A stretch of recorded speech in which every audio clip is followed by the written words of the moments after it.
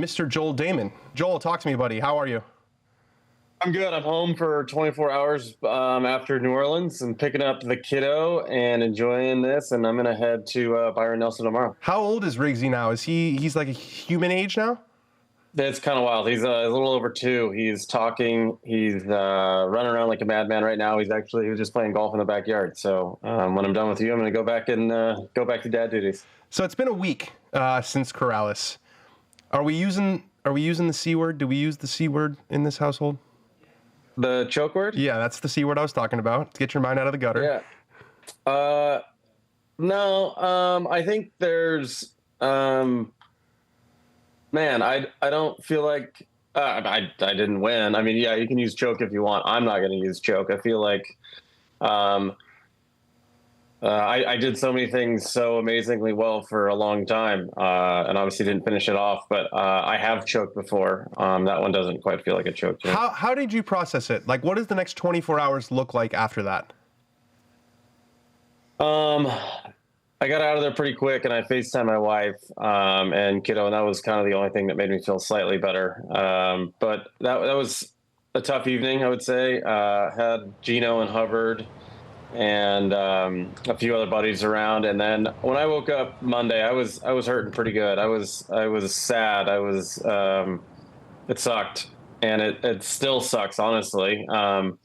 But I think the best thing I did was get back on the horse last week. Didn't play great with Harry Higgs, but had a blast getting back into it. And I'm ready to move on and try to put myself in that position again. Ben's got a question for you. Hey, Joel, speaking of moving on, I saw afterward last week you had tweeted or posted something about thanks for the outpouring of support that's coming in after this goes down. At a certain point, do the returns on that support start to go away and it actually becomes a little annoying and stops you from moving on from a moment like that? Because everybody's a lot of people when you're very popular. We're still talking about it a week later. Yeah.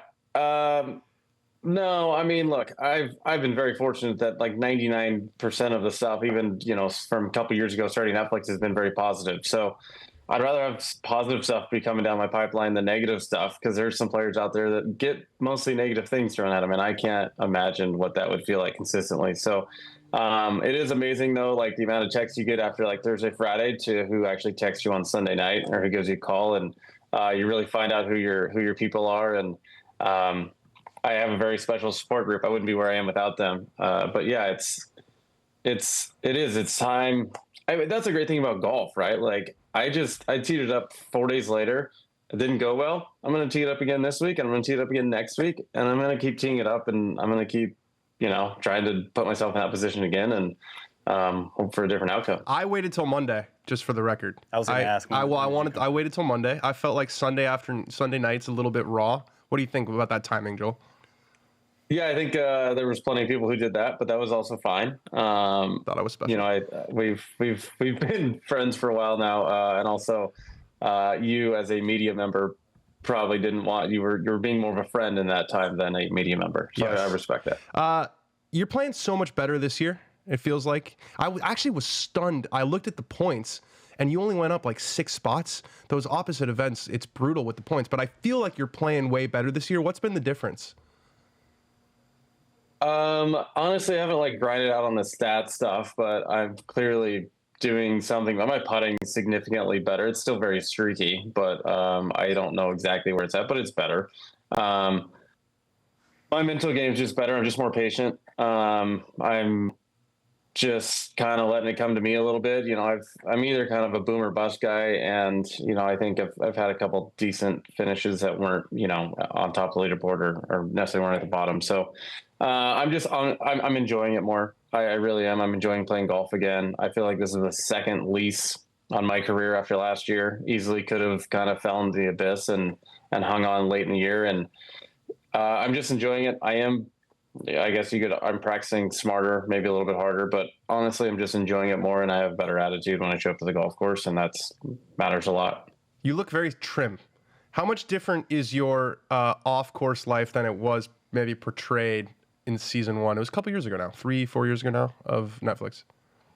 Yeah, I mean, it's a lot. I mean, one, obviously with a kid, you're just more active, you're more mobile, your time is of the essence, where we always laugh of what did I possibly do before having a kid? Because I wasted a lot of time, which I think most people do, but I'm just more active. I'm a little more healthy.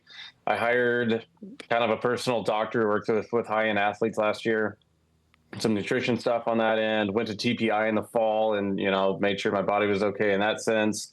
I've just kind of, I guess a lot of the kids that come out do this nowadays. That's just what they do. But, for a journeyman like myself who never, I wouldn't say, that wasn't something I was necessarily checking off the list. So just continually trying to check things off the list, make sure that I'm healthy, I'm in good shape, but that also transcends, to better golf. But honestly, it just makes me a happier human, which makes me a better husband and a better dad. We've talked about, you and I personally have talked about like lifestyle and off the golf. I'm trying to be a little bit healthier too, but I'm struggling to find balance. Are you still like letting yourself have fun in certain scenarios? Oh yeah. It is just, there's a time and place for everything. Right. So, just last week in New Orleans, my wife got to come in without the kids. So it was the first time she's really been away for more than 48 hours. And, with a miscut there and some of our best friends in town, we had a great time in New Orleans. At the same time, like great dinners on Friday, hang out Saturday, have a good time. When you wake up Sunday, it is, you could keep going, or you could like start recharging the batteries for next week and, taking care of yourself by eating a little healthier and making sure you're hydrated and all those things, which leads myself into a better week this week, heading towards Dallas. So time and place for everything. I wouldn't say that I'm still perfect at it, but it's certainly not the way it was a few years ago. Are we going for kid number 2, or are we one and done? Yeah, I guess this might be the time and place for it, Dan. We are pregnant.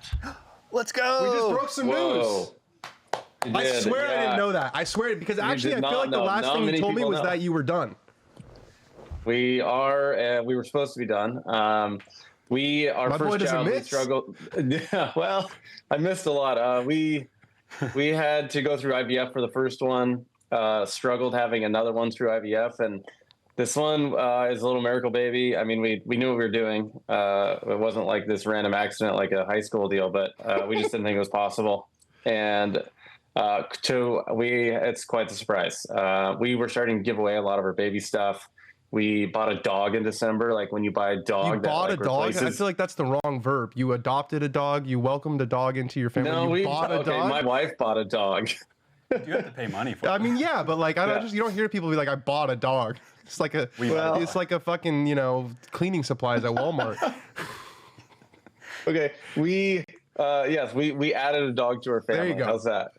We added a dog to our family in December, which means you're also done having kids, because you can't have a baby and a puppy. It's a nightmare. And here we are going through it all. So we're super excited. The baby's due in November. We don't know what it is. But yeah, to the world out there, Dahmen, baby number 2 is coming. Amazing. We're going to end it at that. What a moment. Congratulations. That's on the Mount Rushmore moments of Dan on Golf. Thank you so much, Joel. We appreciate you as always. You got it, guys. Take care.